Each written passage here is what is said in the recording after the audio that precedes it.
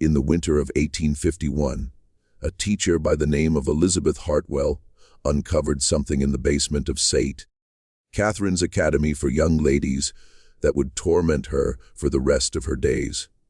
Hidden behind a false wall, in what looked like a forgotten storage space, she came across 24 small beds, each still fitted with iron shackles fastened to the headboards. Next to every bed rested one lone personal item, a ragged doll, a worn ribbon, or a tiny wooden cross. Scrawled across the wall in the frantic handwriting of a child were the haunting words, "We are still here." Massachusetts officials buried Elizabeth's report so thoroughly that it remained hidden until 1987, when workers doing renovations discovered her original account sealed inside a mason jar behind the Academy's altar.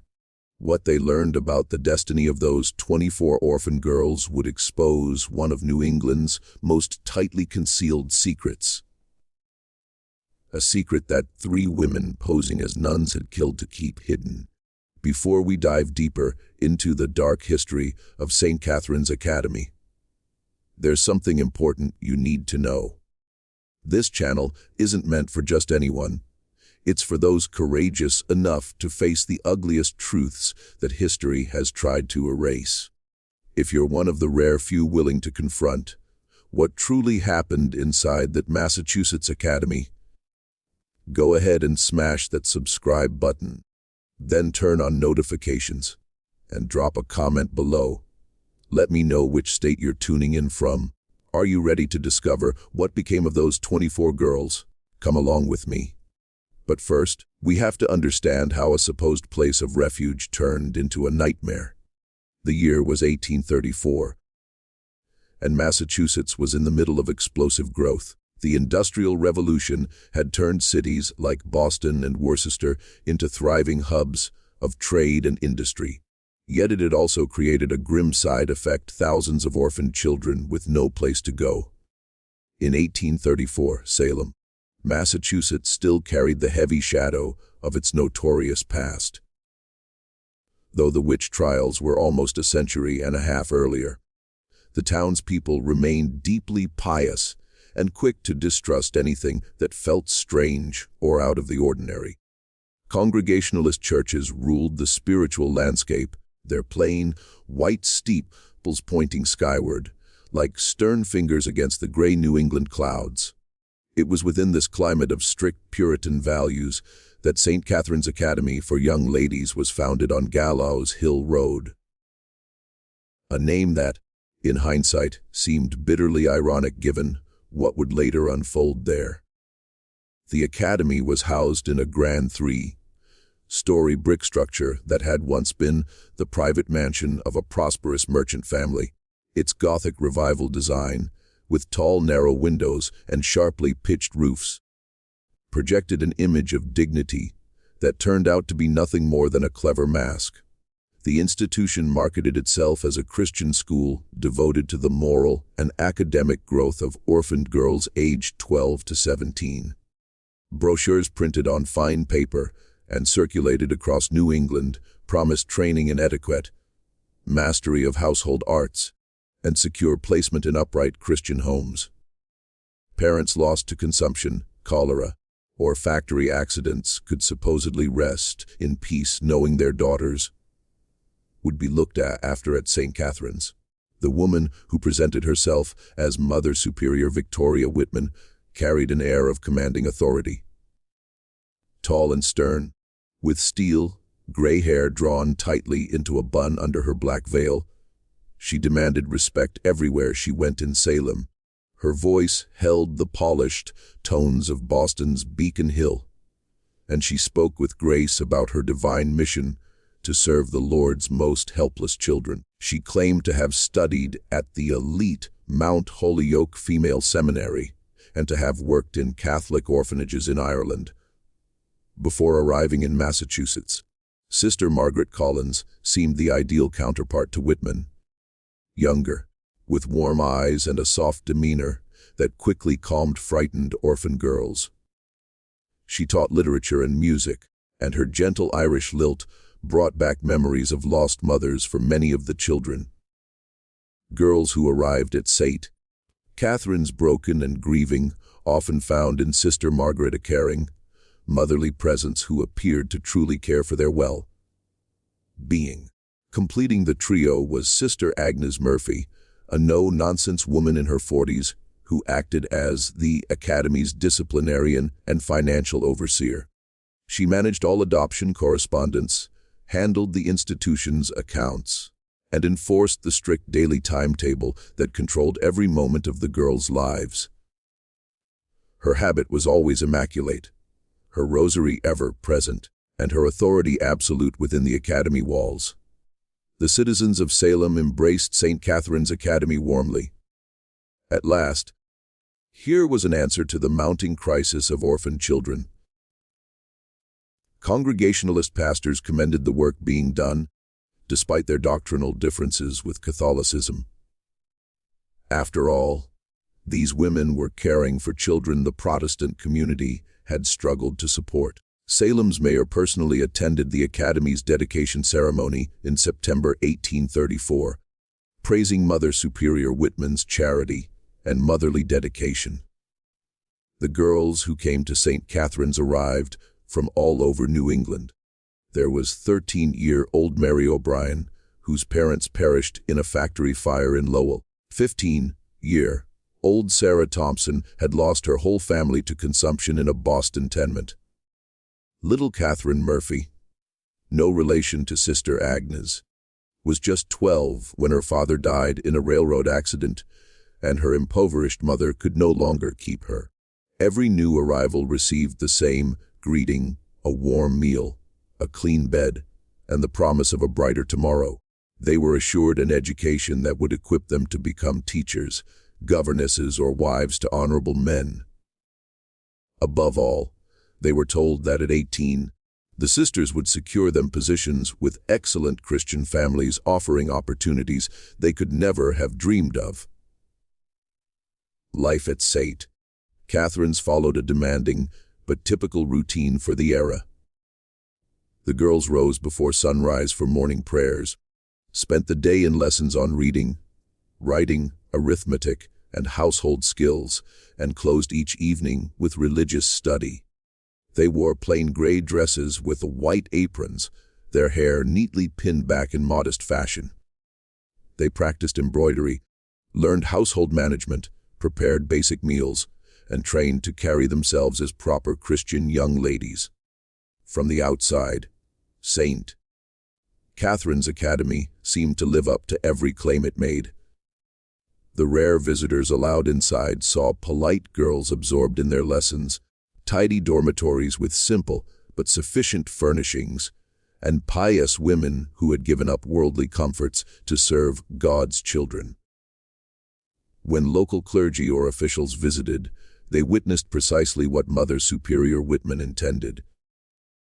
But there were things those visitors never saw. They never saw the locked third floor, always described as storage for seasonal items. They never saw the basement workshop, which Mother Superior claimed was for advanced domestic training, a space mysteriously empty whenever guests appeared. They failed to notice that while new girls arrived regularly, none of the older residents ever seemed to graduate from the program. Most crucially, they never questioned why. After 17 years, not one girl supposedly placed with a Christian family had ever written to friends still at the academy, returned for a visit, or been seen again anywhere in Massachusetts. The first indication that something was horribly wrong at St. Catherine's came not from inside its walls, but from an entirely unexpected direction. A young seamstress named Emma Prescott was walking to work one freezing February morning in 1843, almost 9 years after the academy opened. Through the tight streets of Boston's North End near the harbor, as she passed an alley between two brick tenements, a sound stopped her cold, a young voice singing a familiar lullaby. It was the same song her friend, Mary O'Brien, used to hum at the textile mill, where they both worked before Mary's parents died in the fire. Emma traced the sound to a small second-floor window in a building she knew had a dark reputation as one of Boston's most infamous brothels.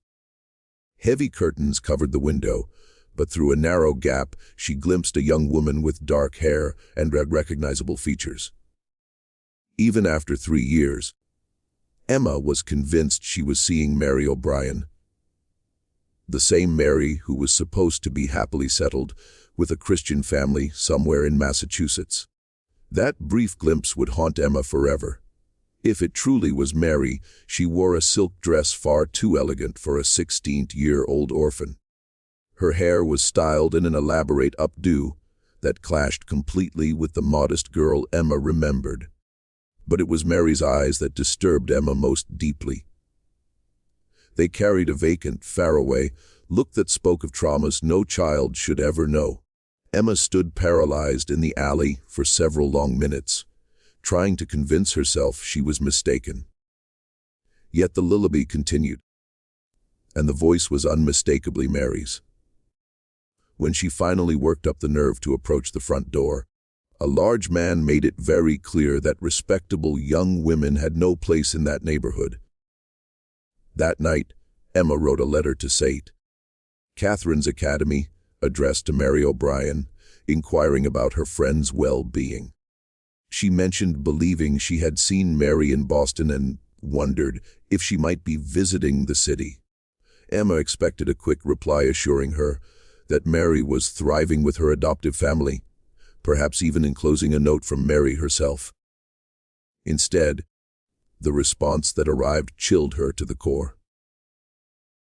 Sister Agnes Murphy replied within a week, but her letter only raised more doubts than it settled. She thanked Emma for her concern, but stated that Mary O'Brien had been placed with a pious family in western Massachusetts more than 2 years earlier. That family, she wrote, had requested complete privacy and wished to cut all ties with Mary's previous acquaintances. Sister Agnes added that Mary was flourishing in her new life and preferred to devote herself entirely to it. The letter's tone was stiff and conclusive, clearly intended to discourage further questions, but Emma noticed something strange about the handwriting. As a seamstress, she had a sharp eye for detail, and she was convinced the letter had been penned by 2 different hands. The main body looked like Sister Agnes's neat script, but the signature at the bottom appeared rushed and different, as though someone else had forged Sister Agnes's name. Emma might have let the matter rest. But 3 months later came another unsettling encounter. While shopping at Faneuil Hall, she spotted a well-dressed gentleman guiding a young girl toward a waiting carriage. The girl appeared about 14, with light brown hair and freckles across her nose. Emma felt almost certain it was Sarah Thompson, another St. Catherine's girl supposedly adopted into a loving family. Yet this girl wasn't dressed like the daughter of any respectable household. Her clothing was costly, but far too mature and suggestive for her age. The kind Emma had seen on women working in the waterfront's shadier establishments. The girl's eyes held the same empty stare Emma had seen in Mary's face, and she moved with the dull obedience of someone who had learned resistance was useless. Emma tried to get closer, but the man, a wealthy-looking gentleman in his 50s, hurried the girl into the carriage before she could speak. As the carriage rolled away, Emma caught one last glimpse of the girl's face pressed to the window. For a fleeting second their eyes locked, and Emma saw a silent, desperate cry for help the girl was too afraid to voice. That night, Emma made a choice that would put her own safety at risk. She wrote a second letter to St. Catherine's, this time asking pointed questions. She mentioned seeing both Mary and Sarah in Boston and requested specific details about where the girls had been placed. She also asked whether it might be possible to visit the academy to inquire about other girls she had known. This time the reply came not from Sister Agnes, but from Mother Superior Whitman herself. The letter was short, courteous, but carried an unmistakable threat.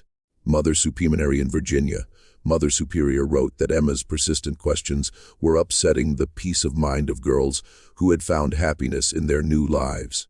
She suggested Emma's imagination might be causing her to see familiar faces where none existed, and strongly recommended that Emma attend to her own affairs instead of dwelling on the past.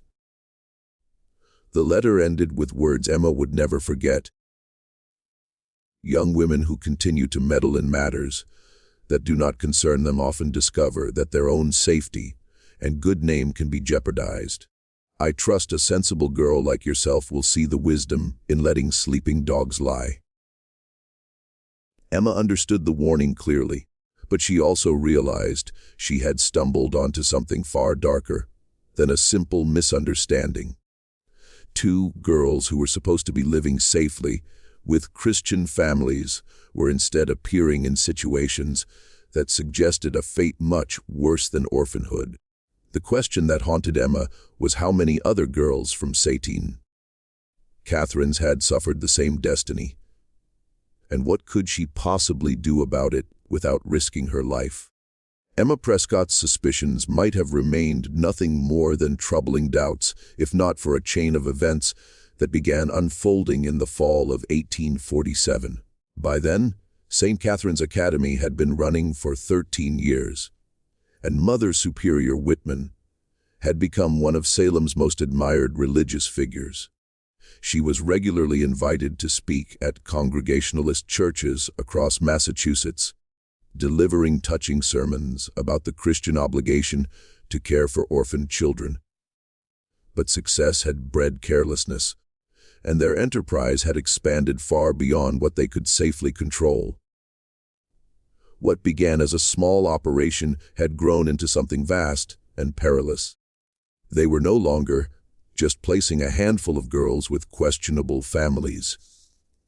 They had become the main suppliers for a network of brothels and private clients, stretching from Boston to New York City. The fatal mistake came in October 1847, when a wealthy merchant named Cornelius Blackwood approached Mother Superior Whitman with a request that should have set off alarm bells immediately. Blackwood claimed he needed a young companion to assist his supposedly invalid wife with daily care.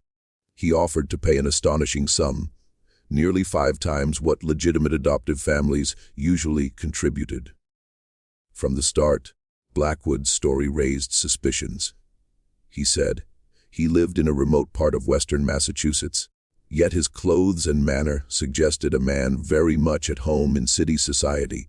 He spoke vaguely about his wife's illness and seemed unwilling to give specific details about his household. Most troublingly, he insisted on private meetings with potential girls, citing his wife's fragile condition and the need for complete discretion.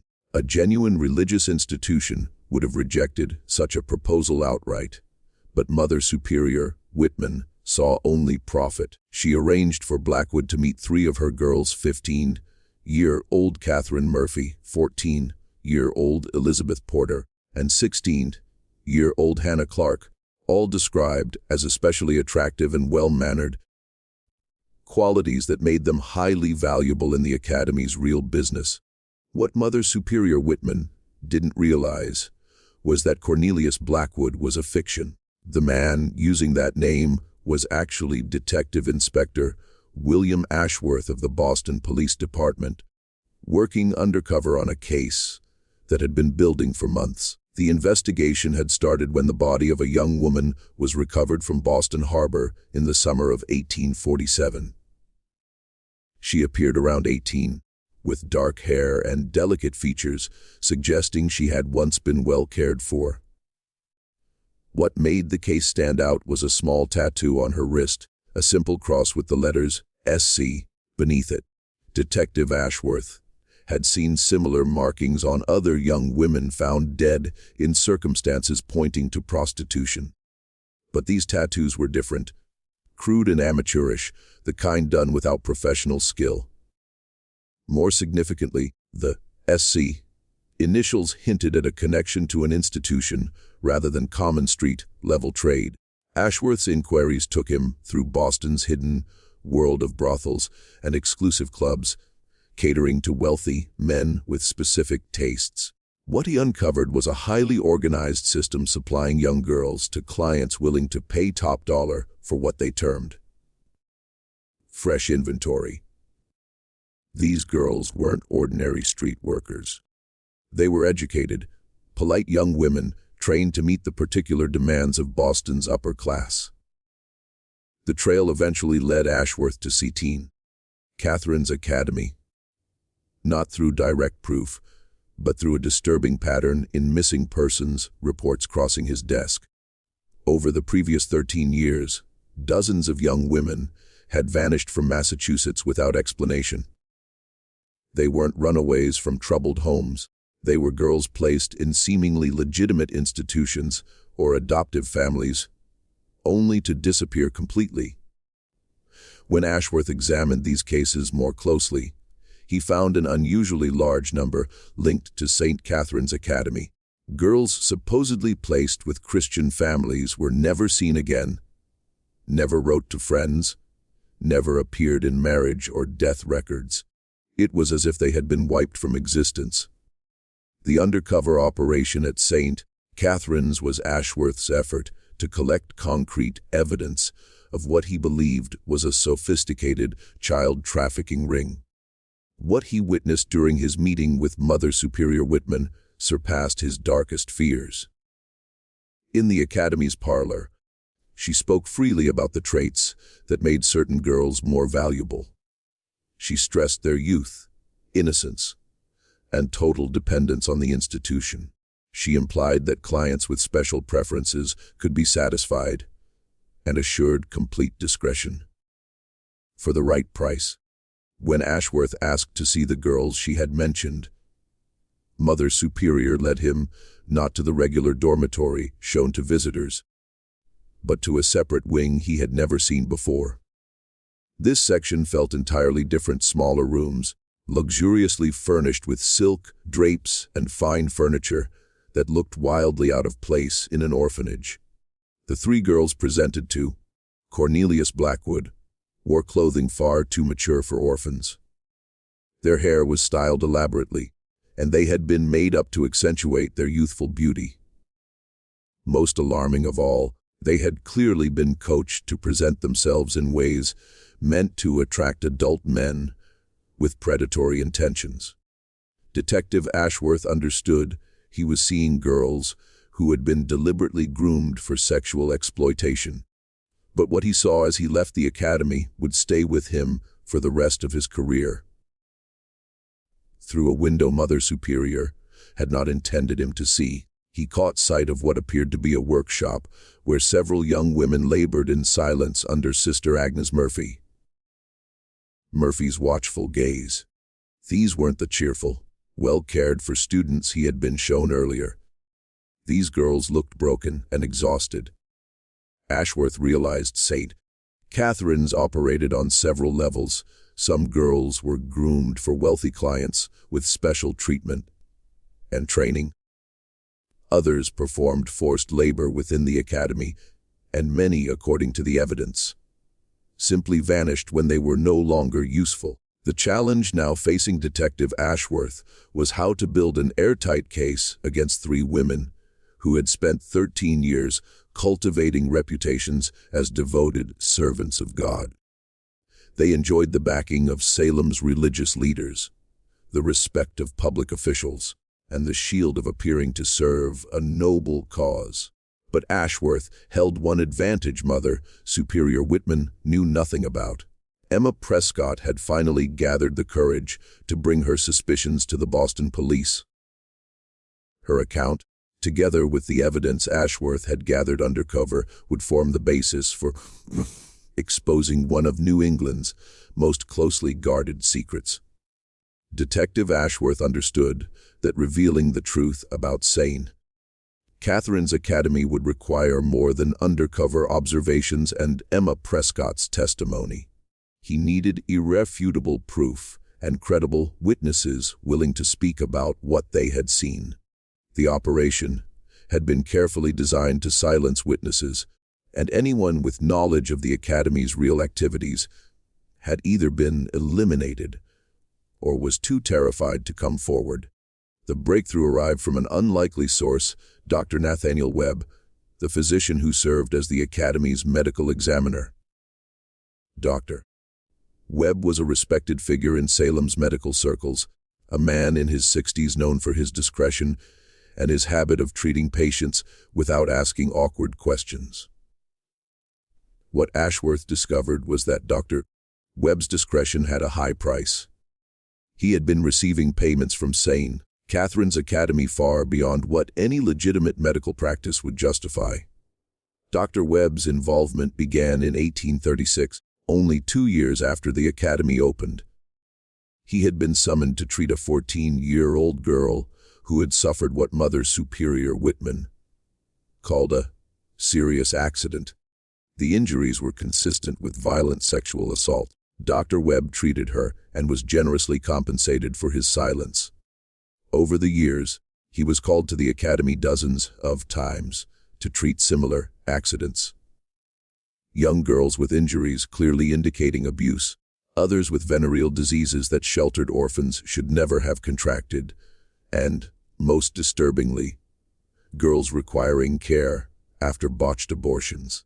Dr. Webb had kept meticulous records of these cases, partly for medical reasons, and partly as protection in case his own role ever came under scrutiny. Those records, which Detective Ashworth obtained via warrant, painted a nightmarish picture of systematic abuse spanning more than a decade. The medical files showed that girls at St. Catherine's were regularly subjected to physical and sexual violence. They contracted diseases that could only come from repeated sexual contact with multiple partners. They suffered injuries suggesting restraint and brutal treatment. When pregnancies resulted from the abuse, they endured dangerous procedures that often left them permanently injured or dead. But the records revealed something even more chilling. Dr. Webb had documented the identities of the men who brought the girls to him for treatment. These were not the Christian families supposedly adopting the girls. They were wealthy merchants, politicians, judges, and religious leaders from Boston and beyond, men paying premium prices for access to young victims. Among the names listed were some of Massachusetts's most influential figures.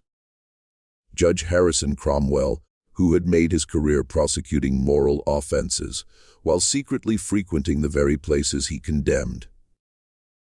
Reverend Samuel Blackstone, whose sermons on the sanctity of childhood had earned him fame across New England.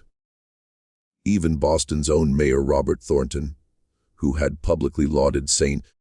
Catherine's for its Christian service.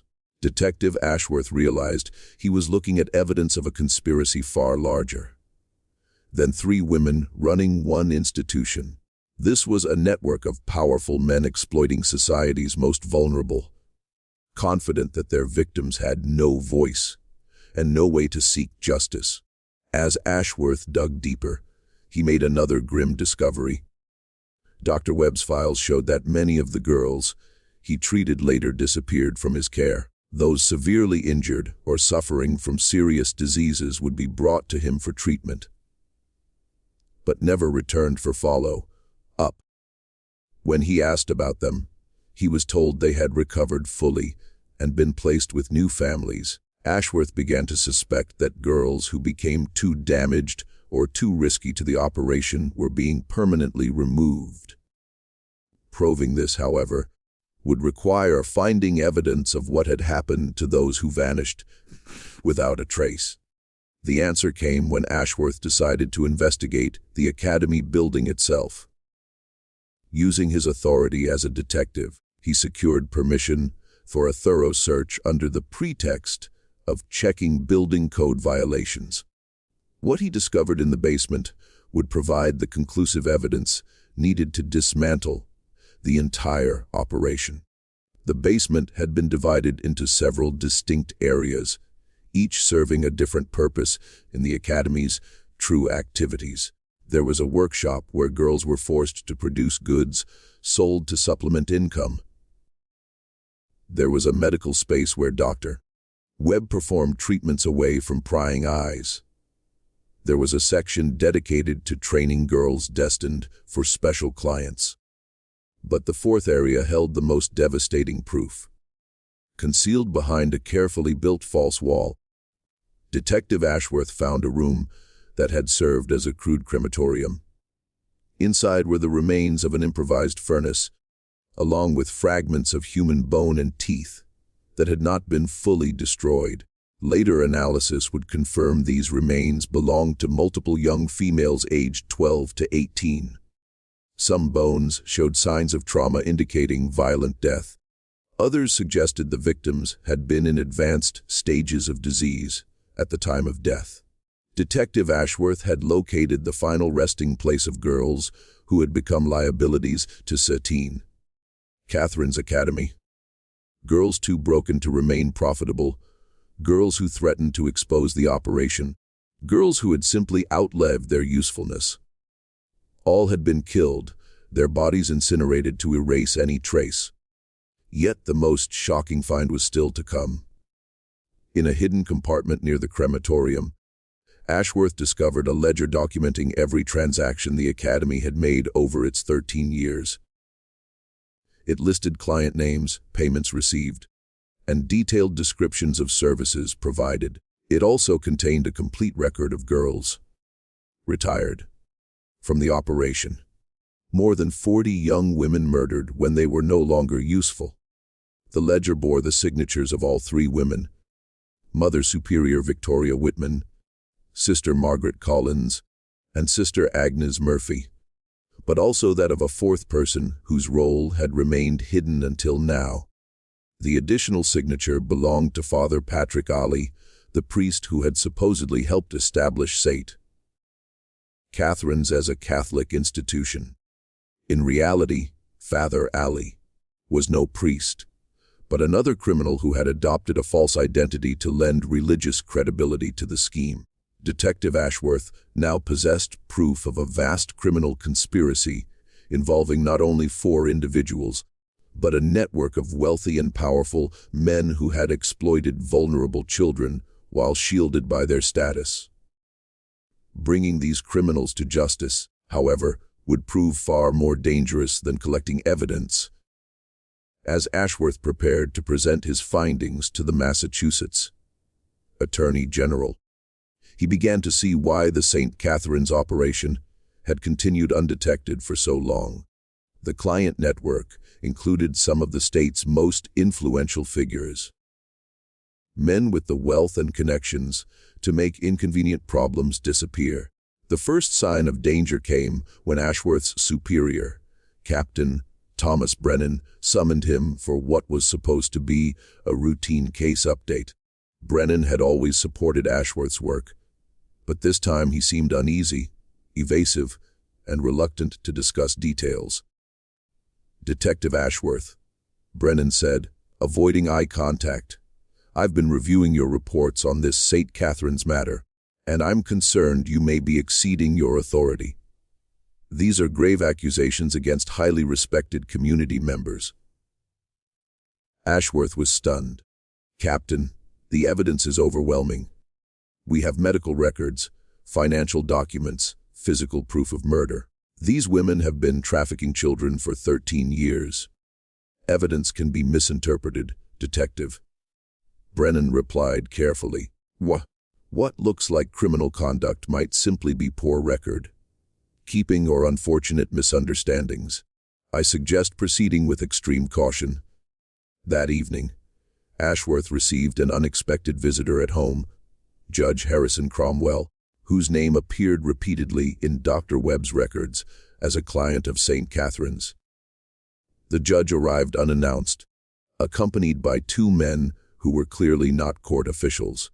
He remained polite but firm, as he explained to Ashworth that the investigation was causing serious concern among Boston's business leaders. "Detective Ashworth," Judge Cromwell said, taking a seat in the parlor without invitation, You've earned a reputation as a thorough and committed officer. That's why I'm sure you'll appreciate the sensitive nature of what we're discussing. Your Honor, if you're here to discuss an active investigation, I must point out that this is highly irregular. Ashworth replied, his hand moving instinctively toward his weapon. Nothing irregular about community leaders showing interest in the welfare of our institutions. The judge said smoothly, Steen, Catherine's has served this community for 13 years. The women who operate it have devoted their lives to helping orphan children. It would be tragic if baseless accusations destroyed their good work. Judge Cromwell leaned forward, his tone sharpening. I understand you've been speaking with Dr. Webb about his practice. He's an elderly man detective. His memory isn't what it once was, and his records, well, medical documents from that period can be hard to interpret. It would be unfortunate if an old physician's confusion cast doubt on a respected charitable organization.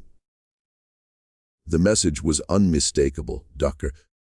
Webb would not testify, and his records would be discredited or destroyed. But the judge wasn't finished. Why, I'm also told you've been in contact with a young woman named Emma Prescott. He continued, Miss Prescott has faced some hardships lately. Lost her mill job, fallen behind on rent, gained a certain reputation for instability. It would be regrettable if her difficulties grew worse because she let her imagination get the better of her. Ashworth felt ice run through him. Are you threatening Miss Prescott, Your Honor? Not at all, Detective. I'm merely noting that young women in unstable situations often find their circumstances deteriorate quickly. Miss Prescott would be wise to focus on her own difficulties rather than matters beyond her concern. Judge Cromwell rose to leave, but paused at the door. Detective Ashworth, you're an intelligent man. Intelligent enough to recognize when you're dealing with forces beyond your control. There are interests at play. Here you don't fully understand. And people who will protect them without hesitation. I'd hate to see a dedicated officer like you become a victim of your own ambition. After the judge departed, Ashworth sat in silence for a long time, weighing his options. He now saw that he faced a conspiracy far more extensive than he had first imagined. The men who had patronized St. Catherine's weren't merely wealthy clients. They were judges, politicians, and business leaders who controlled the very systems meant to deliver justice. Yet Ashworth also recognized one potential advantage. The criminals had grown overconfident. Having operated without consequence for so long, they believed themselves invincible. That arrogance could prove their undoing. The next morning, Ashworth made a decision that would endanger his life. Rather than retreat, he chose to accelerate the investigation. He would compile his evidence and present it directly to the press, bypassing a legal system compromised by the very men he was pursuing. First, however, he needed to protect those who had assisted him. He sent an urgent warning to Emma Prescott, urging her to leave Boston immediately for her safety. He also approached Dr. Webb and pressed him to hand over all records before Judge Cromwell could have them destroyed. Dr. Webb, frightened by a recent visit from the judge's associates, agreed to cooperate, but only on strict terms. He would provide copies of his records, but would not testify in open court. He was too old and too scared to become a target of the conspiracy he had helped sustain. As Ashworth prepared to expose the truth about St. Catherine's Academy, he understood he was racing against time. The people he was investigating had already begun taking steps to protect themselves, and they would not hesitate to silence anyone who threatened their secret. The question was whether he could assemble enough evidence to bring them down before they could permanently eliminate him. The answer would arrive sooner than expected, in a way that would shatter every assumption he had about the case. If this story is sending shivers down your spine, share this video with a friend who enjoys dark mysteries. Give it a like to support the channel, and make sure you're subscribed so you never miss a story like this. Let's find out together what Detective Ashworth was about to discover. Because the truth about those 24 missing girls was more horrifying than anyone could have imagined. The revelation that would finally expose the full horror of St. Catherine's Academy came from the person Detective Ashworth least expected, Sister Margaret Collins herself. On the night of November 15, 1847, Sister Margaret appeared at Ashworth's home in a state of utter panic. Her nun's habit was ripped and blood-stained. Her face showed fresh bruises, and her eyes held the desperate look of someone who had seen death closing in. Detective Ashworth. She gasped as he opened the door. "They're going to kill me? They know I've spoken to you, and they're going to kill me, just like they killed the others." Ashworth quickly brought her inside and secured the house. As Sister Margaret sat trembling in his parlor, drained by fear and exhaustion, she began revealing the true identity of the women running St.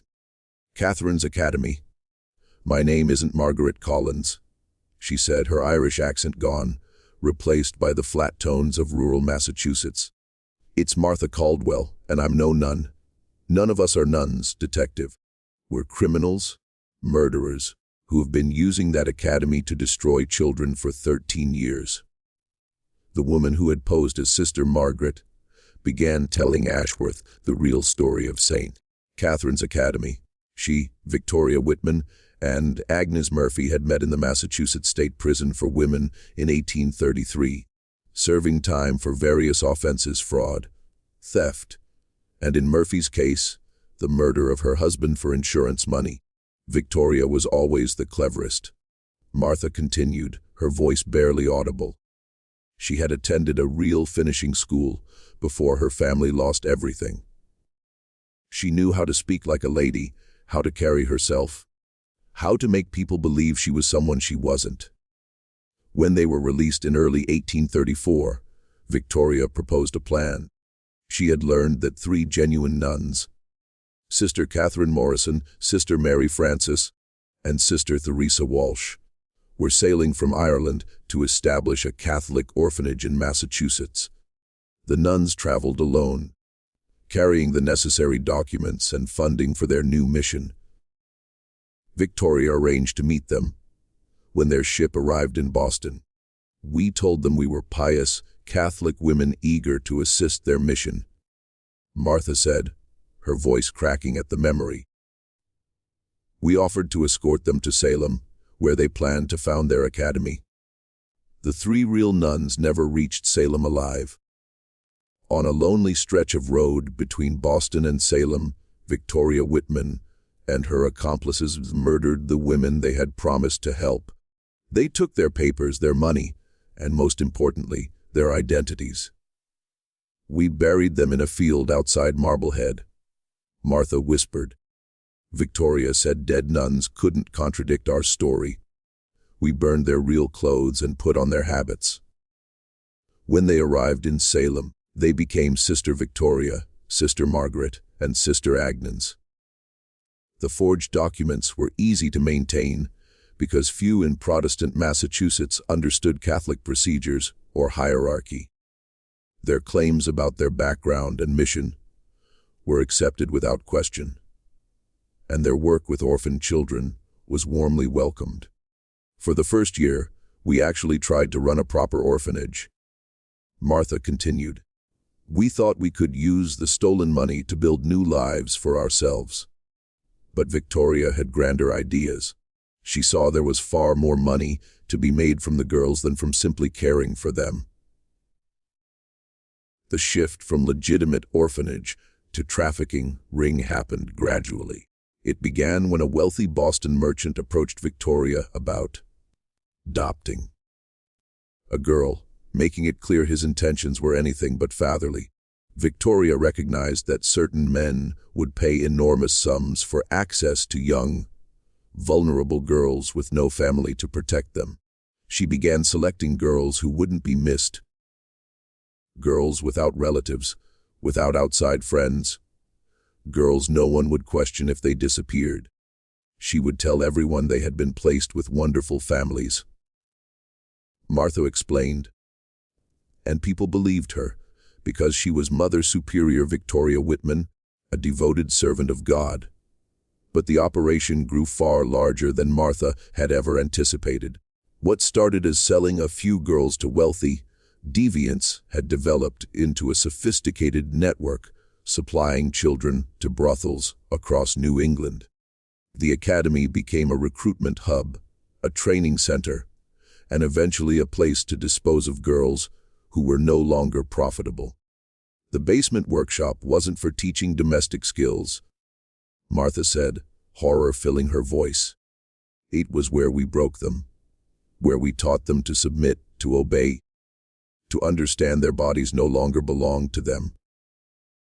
Girls who resisted were beaten until they complied. Girls who attempted escape were made into examples. Martha described a deliberate system of psychological and physical abuse designed to destroy any will to resist. New girls were isolated and subjected to escalating punishments until they accepted their fate.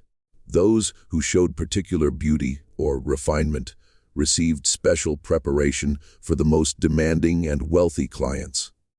Victoria kept lists, Martha said, lists of clients and their exact preferences. Some wanted girls who looked like their own daughters. Others wanted girls who reminded them of lost wives.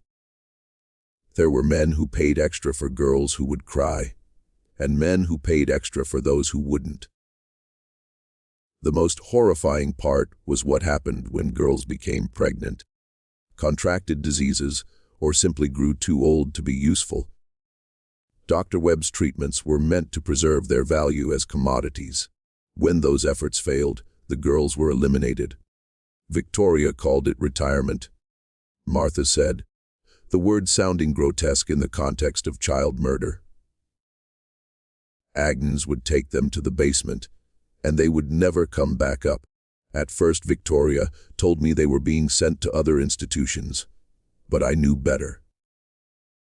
I could smell the smoke from the crematorium. I saw the ashes Agnes scattered in the garden behind the academy. Martha estimated that more than 60 girls had been retired over the 13 years of operation. Some were killed outright when they became liabilities. Others died from the abuse they endured. Still others were murdered when they threatened to reveal the truth. The 24 girls you're searching for, Martha said. They're not missing. They're dead. Every last one of them. Victoria kept a record of their names because she was proud of what she had created. She called them her greatest successes, the ones who brought in the most money before they were disposed of. But Martha's most staggering revelation concerned the scale of the conspiracy. The client network extended well beyond Boston and Massachusetts. Victoria Whitman had built connections with similar operations across New England and into New York, forming a regional web that treated girls as merchandise. There are other places like St. Catherine's, Martha said. Victoria was in contact with people running similar setups in Connecticut, Rhode Island, even Philadelphia. They traded girls, shared clients, and helped each other dispose of problems. It's not just one academy, detective. It's dozens. Martha had decided to come forward because she learned that Victoria and Agnes were planning to eliminate her. Her increasing reluctance to take part in the most brutal aspects of the operation had made her a liability, and she had overheard them discussing how to stage her accident. I never wanted it to go this far, she said, tears streaming down her face. When we began, I thought we were just going to steal money and disappear. I never imagined we would become what we became. I've helped murder children, detective. I've helped destroy dozens of innocent lives, and I can't carry that weight anymore. Martha offered to give Ashworth, Everything he needed to expose the operation: the location of the mass grave where the real nuns were buried, the names and locations of other similar institutions, detailed records of clients and transactions, and most crucially, the hiding place of Victoria Whitman's most damning evidence. Victoria keeps everything in a safe in her private quarters, Martha said. Financial records, client lists, photographs some clients paid extra for, correspondence with other operations.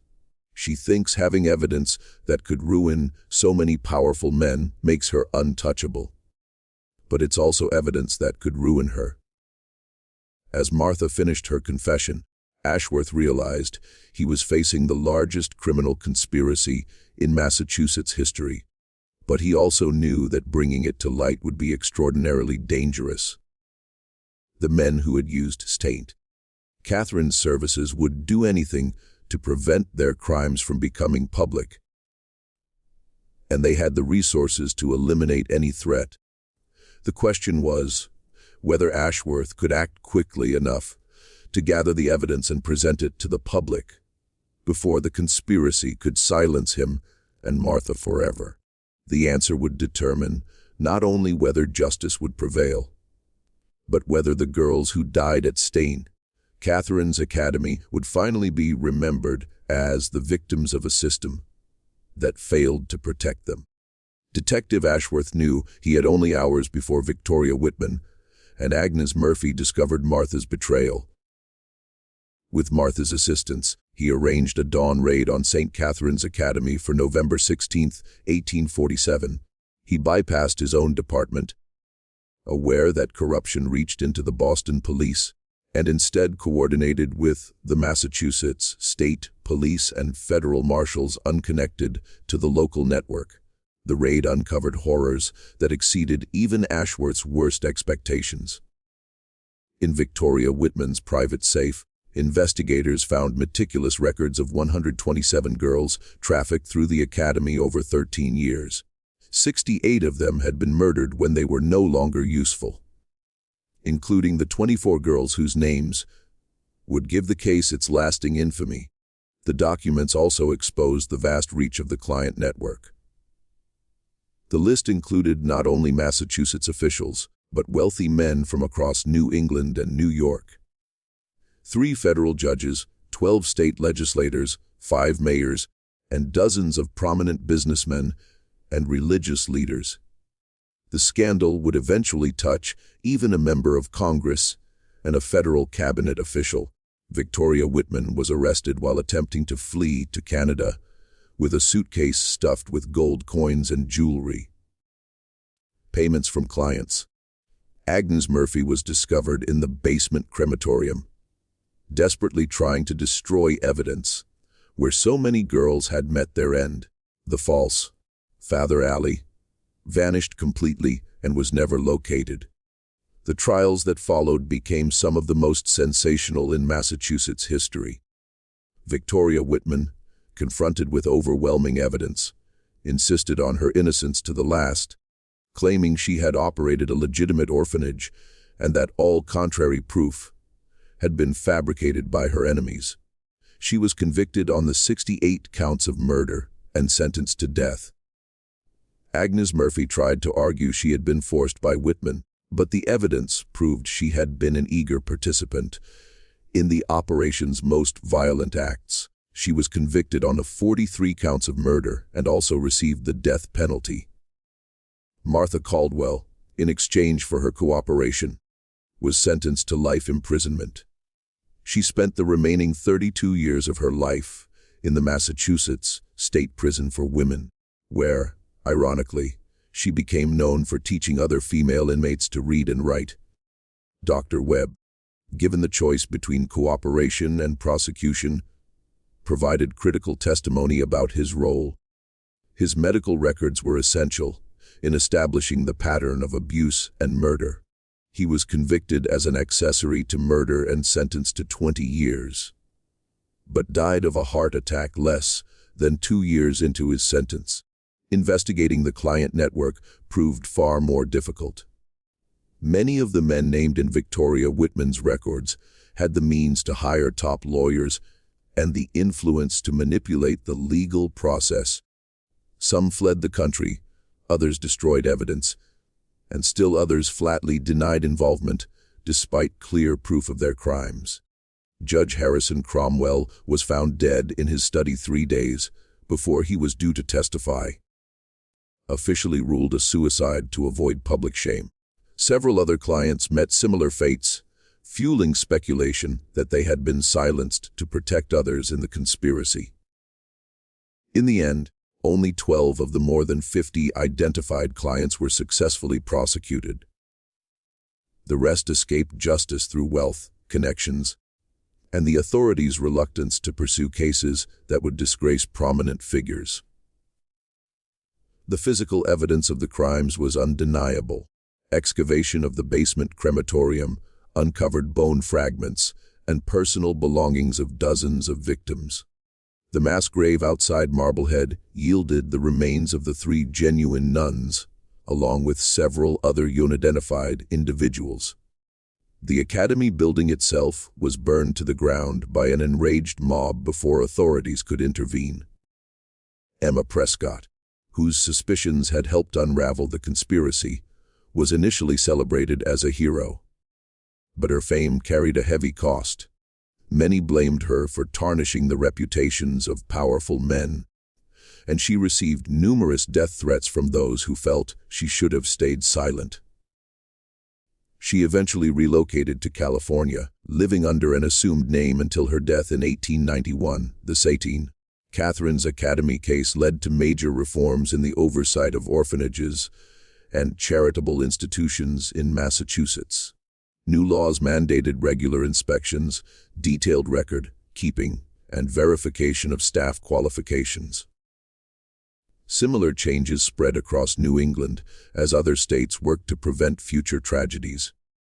But perhaps the most significant outcome was that it finally restored names and identities to girls who had been erased from history. The 24 girls whose disappearances first drew attention were revealed to be Mary O'Brien, 13, murdered in 1837 after trying to escape; Sarah Thompson, 15, killed in 1839 after contracting tuberculosis; Catherine Murphy, 12, beaten to death in 1840 for refusing a client's demands; and 21 others, ages 12 to 17, each with their own story of a life destroyed by adults who should have protected them. A memorial was erected in Salem's Green Lawn Cemetery, bearing all their names, funded by public donations. Its inscription reads, "In memory of the innocent victims of St. Catherine's Academy. May their names never be forgotten, and may their suffering never be repeated." Detective William Ashworth was promoted and later became chief of police in Boston, a position he used to continue investigating similar cases throughout New England. He never married and devoted his life to shielding children from the kind of predators he had encountered at St. Catherine's. He passed away in 1889, still carrying regret that he hadn't uncovered the conspiracy sooner. The site where St. Catherine's Academy once stood was never rebuilt. The land remained vacant for decades before becoming a small park where children could play safely. Local legend says that on certain nights, people in the park can hear faint young voices singing lullabies, as if the spirits of the murdered girls have finally found peace. The case file for St. Catherine's Academy remains one of the most frequently requested documents in the Massachusetts State Archives.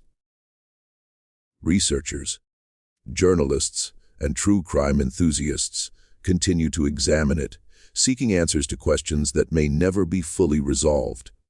How many other institutions like St. Catherine's operated undetected?